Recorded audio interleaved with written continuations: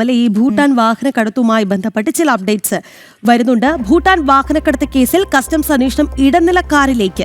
Bhutan customs കൈമാറിയ വിവരങ്ങളുടെ അടിസ്ഥാനത്തിലാണ് അന്വേഷണം. കൂടുതൽ തെളിവുകൾ ശേഖരിച്ച് കുറ്റപത്രം സമർപ്പിക്കാൻ ഒരുങ്ങുകയാണ് കസ്റ്റംസ്. വിവരങ്ങളുമായി മിഥുൻ അയ്യപ്പൻ നമുക്കൊപ്പം ചേരുകയാണ്. മിഥുൻ, ഇപ്പോൾ ഈ ഭൂട്ടാൻ കസ്റ്റംസും ഭാരതത്തിന്റെ കസ്റ്റംസും സംയുക്തമായി നടത്തുന്ന അന്വേഷണമാണ് നടന്നു വരുന്നത്. പരസ്പരം വിവരങ്ങൾ കൈമാറിക്കൊണ്ടുള്ള അന്വേഷണം.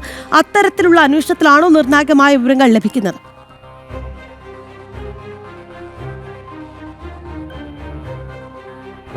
മിഥുൻ അയ്യപ്പൻ ഈ വാർത്തയുടെ കൂടുതൽ വിശദാംശങ്ങൾ നൽകും.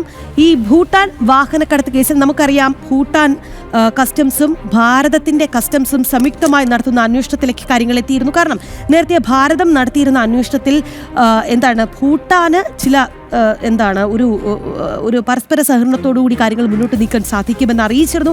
ഇതിന്റെ അടിസ്ഥാനത്തിൽ ഒരു യോഗമൊക്കെ സംഘടിപ്പിച്ചിരുന്നു. ഇതിന് പിന്നാലെയാണ് സംയുക്ത അന്വേഷണത്തിലേക്ക് കാര്യങ്ങൾ കടന്നത്.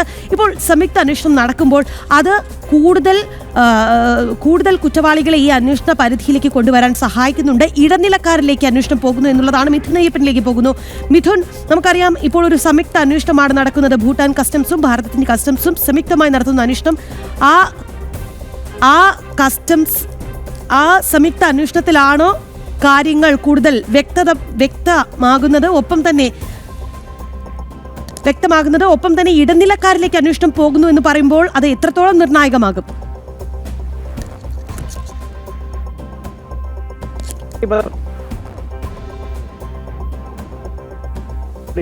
ഈ ഭൂട്ടാനിൽ നിന്നുള്ള ഈ വാഹനങ്ങളുടെ കടത്ത് ഇത് സംബന്ധിച്ച് കൂടുതൽ വിശദമായിട്ടുള്ള അന്വേഷണത്തിലേക്ക് കടക്കുന്നു എന്നുള്ളത്, അല്ലെങ്കിൽ കൂടുതൽ തെളിവുകൾ ശേഖരിക്കുന്ന രീതിയിലേക്ക് കടന്നു വരുന്നു എന്നുള്ളതാണ് ഇപ്പോഴത്തെ ഏറ്റവും പ്രധാനപ്പെട്ട കാര്യം. കസ്റ്റംസ് അത്തരത്തിലുള്ള നീക്കങ്ങൾ നടക്കുന്നു.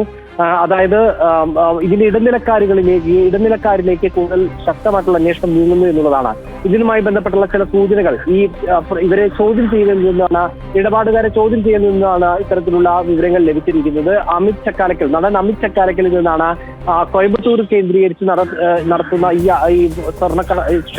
ഈ വാഹനക്കടത്തുമായി ബന്ധപ്പെട്ട ഇടനിലക്കാരെ കുറിച്ചുള്ള വിവരങ്ങൾ ലഭിച്ചത്. അതേപോലെ തന്നെ മൂവാറ്റുപുഴ സ്വദേശി മാഹിൻ അൻസാരിൽ നിന്ന് ഡൽഹി കേന്ദ്രീകരിച്ച് പ്രവർത്തിക്കുന്ന ഇടനിലക്കാരുടെ വിവരങ്ങൾ ലഭിച്ചിട്ടുണ്ട്. ഈ രണ്ട് വിവരങ്ങളും കൂടി ക്രോഡീകരിച്ചുകൊണ്ട് ഇടനിലക്കാരിലേക്ക് വിശദമായിട്ടുള്ള അന്വേഷണങ്ങൾ നീങ്ങുന്നു എന്നുള്ളതാണ് ഏറ്റവും പ്രധാനപ്പെട്ട കാര്യം. അത്തരം ആവശ്യങ്ങളിലേക്ക്, അത്തരം നടപടിയിലേക്ക് കസ്റ്റംസ് കടന്നിട്ടുണ്ട്. അതുകൊണ്ട് തന്നെ കൂടുതൽ വിവരങ്ങൾ, കൂടുതൽ തെളിവുകൾ ശേഖരിച്ചതിന് ശേഷമായിരിക്കും കുറ്റപത്രം ഇക്കാര്യത്തിൽ സമർപ്പിക്കുക എന്നുള്ള വിവരത്തിലേക്കാണ് എത്തിയിരിക്കുന്നത്. അതുകൊണ്ട് തന്നെ ഒരു കുറ്റപത്രം സമർപ്പിക്കുന്ന നടപടി ഒരുപക്ഷെ നീളാനുള്ള ഒരു സാധ്യത കൂടിയുണ്ട്. ഇപ്പോൾ നേരത്തെ തന്നെ ഭൂട്ടാനും ഭാരതവും നടത്തുന്ന ഈ സംയുക്തമായ അന്വേഷണം, ഈ വിവരങ്ങൾ പരസ്പരം കൈമാറാൻ ഇരു രാജ്യങ്ങളും തമ്മിൽ തീരുമാനമായിരുന്നു. അതിൻ്റെ ഭാഗമായിട്ടുള്ള നടപടികളും നടക്കുന്നുണ്ട്. ഒപ്പം തന്നെ ഈ വാഹനക്കടത്തിന് പുറമെ ഒരുപക്ഷെ ദേശസുരക്ഷയെ തന്നെ ബാധിക്കുന്ന ചില വിഷയങ്ങൾ ഒരുപക്ഷെ